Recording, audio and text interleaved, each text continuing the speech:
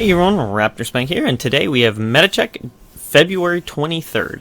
Now this is the show where I look at the meta and talk about a couple of decks I find interesting. This week, however, we're not really going to talk about decks. I'm going to do this sort of as my kind of, I know spoiler season isn't over, but just sort of Shurima preview, talk about some of the stuff that they've shown and all that, and talk about where we're going. Just at the top of the episode here, I do want to let you know, not going to be an on the grind today.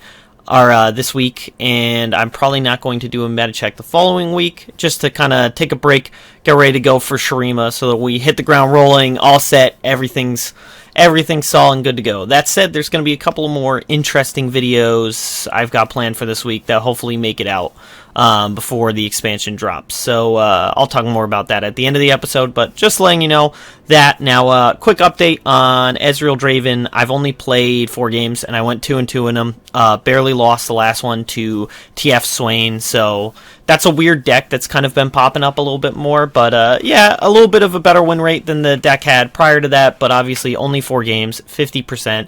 I do still think it could do better with a little more games played, but definitely the deck is starting to slide a fair bit. It's not quite, or not nearly as good as it used to be. The loss was to that, and then also it was to, let me see, Vimer Control, right, that was a weird one.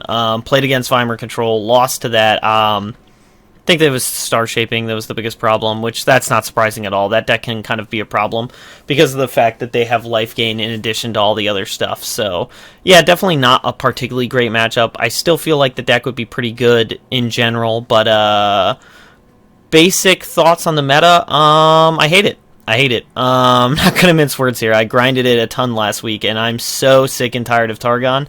So I'm happy Shurima's coming, although I'm really not sure that it's going to make the game substantially better, in the sense that the only way Targon really gets pushed out, because of how utterly broken and terribly designed and ultra pushed that region is, because of just how much insane utility it has with cards like Star Shaping that give you a win condition and heal you, and it's got spell shield, so you can't deal with its threats, all of that stuff. Like, those problems are still going to exist unless Shurima is even more broken. So I'm very hopeful that with the expansion they also do some changes to Targon, because right now it is without a doubt the most broken region in the game, and it basically has been throughout its entire existence. That's why you've seen decks like, say, Vimer Control shift to Targon. You've seen Decisive Aggro shift to Targon. You've seen Plaza Deck shift to Targon. Like, there's a reason for it. It's because Targon is the most broken region in the game. It has been since it came out. It has too much utility, and it really it does not have a weakness. Its weakness was supposed to be removal, but Hush has kind of done enough to work as removal. The Invokes give you removal, and Aphelios gives you removal, so even that's not really a downside for it. So, honestly, they just really poorly designed the region. They gave it too much, and they didn't give enough to other regions. Like, the other regions are still fairly well balanced and have things that they're good at and things that they're bad at. Targon does not have that. Targon is great in aggro, it's great in mid-range, it's great in control, it works in everything. Like, you can play Peak Control, you can play Vimer Control, you can play Targon Plaza, you can play in a variety of invoke shells. You can play dragons, you can play decisive aggro, you can play Zoe Swarm, you can play Lee Sin combo for combo decks. It literally has too much of everything. So frankly, that's made the meta very unfun for me to play, even though you can play a ton of decks right now, but a lot of them are Targon decks. That's not to say that that's the only stuff you can do. I'm just really tired of playing against Targon, so I'm looking forward to Shurima, and just playing against some different decks. I think there's a lot of neat stuff coming out in Shurima that hopefully is good enough that it actually sees play, and that we can play it, we can play against it, and it'll be fun. But I could definitely see a lot of Targon decks from now still being broken in the future because of just how ridiculous the region is. Now, just thinking about other decks and all that stuff, TF Swain, as I mentioned, I've run into it a fair number of times, and it kind of seems semi-good. I've seen some other weird stuff like Fizz TF, but it was running Shadow Isles Go Hard. That was a bad deck. I wouldn't personally recommend. But TF Swain's kind of trending back up again, which is pretty interesting. A little surprising.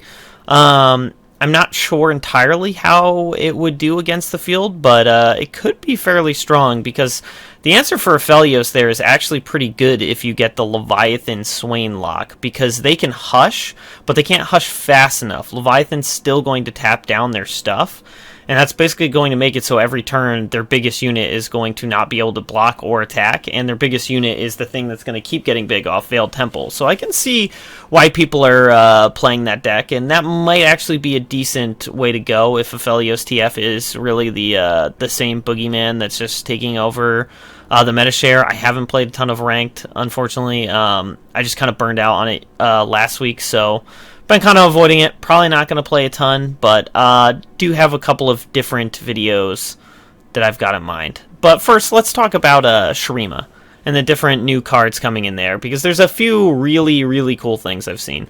I am definitely going to try Mono Shurima. I don't know that it's going to be good. I haven't really seen enough to say that it's going to be good, but it's definitely there's a lot of potential that seems pretty interesting. So Restored Sundisk, well, obviously, so Buried Sundisk is your best reason to do this, because Buried Sundisk will automatically be in your hand, so you'll always get that turn 1 Sundisk. That's the big reason for going Mono Shurima. Now, the Restored Sundisk makes it so that if you level your Ascendants to 2, they're going to go to level 3, which that's pretty good. Things like Devoted Council seem pretty strong to help heal and get you up there. Esteemed Hierophant, I'm not sure. I mean, a 3/4 for 3 is a pretty insane body, so if we're looking for just units to fill out, I could definitely see that working.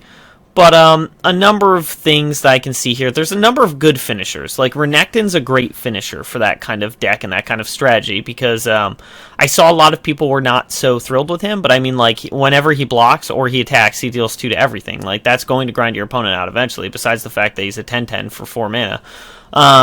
But I definitely think there's a number of powerful win conditions, because the other thing is, I believe it's, yeah, when you restore the Sundisk, you immediately draw one of all your Ascendants, so you're going to want a bunch of different Ascendants, so this draws you a bunch of cards, but I could see Renekton end up being the one that you have the most of in the deck. Hard to say until we see the rest, though, especially things like Azir and all that, so that's going to be something interesting to see. As for Jarvan and all his stuff, it's kind of weird. I could see it being good with things that are going to want to attack often. So it can be good kind of in a scout shell. I could definitely see that. Obviously, the extra attacks, and I think the fact that I think it gives you a free attack and rallies you on the opponent's turn, which seems which seems really broken. But interesting to say the least, and that's with Cataclysm. But yeah, I could definitely see scout decks looking for this. The big problem being that he is kind of expensive. A 6 mana 5/3 is not particularly great, even with barrier, but the extra attacks is pretty nuts. It's going to be one of the faster ways to turbo level something like a Misfortune, though after her nerf, she's not quite as good as she used to be. But yeah, there's a number of things like that. I didn't even notice Preservarium before, so that's another interesting card. The Predict deck looks neat. I feel like it could be good. I feel like people are sleeping on Kari the Returned a bit too much. It's a fearsome, so it has a keyword that's valuable for forcing damage through.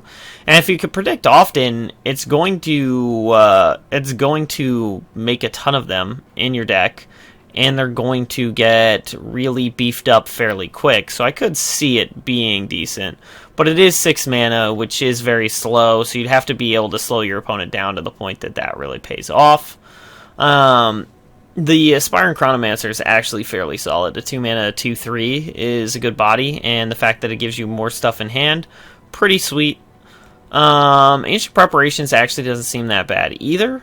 Let's see. And then Taliyah is just very interesting because of the whole Landmark Tribal thing. I don't know that she's going to be good. I know a lot of people are pretty excited about her and talking about how good she's going to be, but I'm not so convinced. Because most landmarks require you to really build around the landmark. That's the big thing. Most landmarks require a build around. There's very few that don't. Things like Howling Abyss would be very good. But that's going to be putting yourself really in the hands of RNG.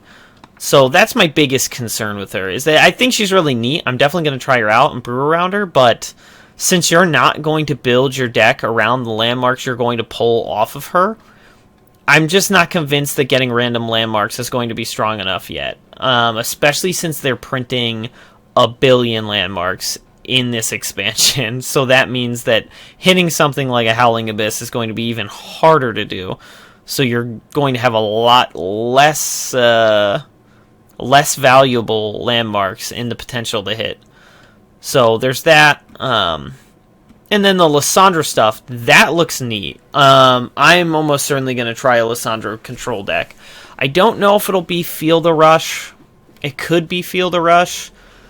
But I think the primary thing here is what I'm going to be looking to do probably is some Revitalizing Roar Watcher. That seems like a pretty sweet control win condition. And Lissandra comes down fairly quick. Gives you that Frozen Thrall that's going to slowly work you towards another big win condition. So there's that. Entomb seems neat. I'm not sure how good that'll be, but it could potentially be something reasonably strong. Hard to say. Man, Frozen Thrall does take a long time to level up. But again, this is probably a deck I am going to try. It just seems really, really neat. That's all I got to say about it. The Watcher is exactly my kind of spicy thing. I'm sure I'll hate that card eventually, but the whole Enlightened, Revitalized Roar Watcher seems like such a ludicrously broken play that, yeah, I'm going to have to try that. And potentially you could do something like Lissandra Trundle, and then you don't even need a Revitalizing Roar to get the free Watcher. You could just play Lissandra into that turn 5 Trundle, into the turn 8 play the big Ice Pillar. That's just a great card anyways. Yeah, I'm gonna try that. I'm gonna try that control deck. Again, not sure if it'll be Field of Rush. That's to be decided, but almost certainly gonna be Freljord Shadow Isles. It's some neat stuff. The Lissandra's the one probably well, okay, it's not the one I'm most interested in. I'm most interested in Mono Shurima. I've been waiting for Shurima since Legends of Runeterra was announced. It's been my favorite region in Runeterra for a very, very long time, and Ionia is kind of close with it now because Ionia does have a lot of cool flavor, and the game really introduced me to a lot more of Ionia than I knew of before Legends of Runeterra. So it's a tough competition, but yeah, Mono Shurima is something I'm definitely looking forward to. But then Lissandra Control is probably the next up because, man, just attacking with a Watcher would be so incredibly awesome. That would just be such a great feeling. So yeah, that's where I'm at on all of the new cards that we've seen. So I mentioned new videos. I have a stiff brew I'm working on. I haven't done those in I don't even know how many months. So I have one. I recorded the gameplay a week or two ago, whenever I hit Masters the first time. So that one will have ranked gameplay in it. That is a really spicy deck, but a pretty bad deck. But it was a fun video to record and a fun series to revisit. And then I'm thinking about doing something new that's kind of going to be a really short video, but maybe some of my favorite plays from the week, and just do like a mashup collection of things. That's what I'm kind of thinking about. But we'll see if I end up getting to those things this week. But that's the big stuff I've got planned while not doing On the Grind this week.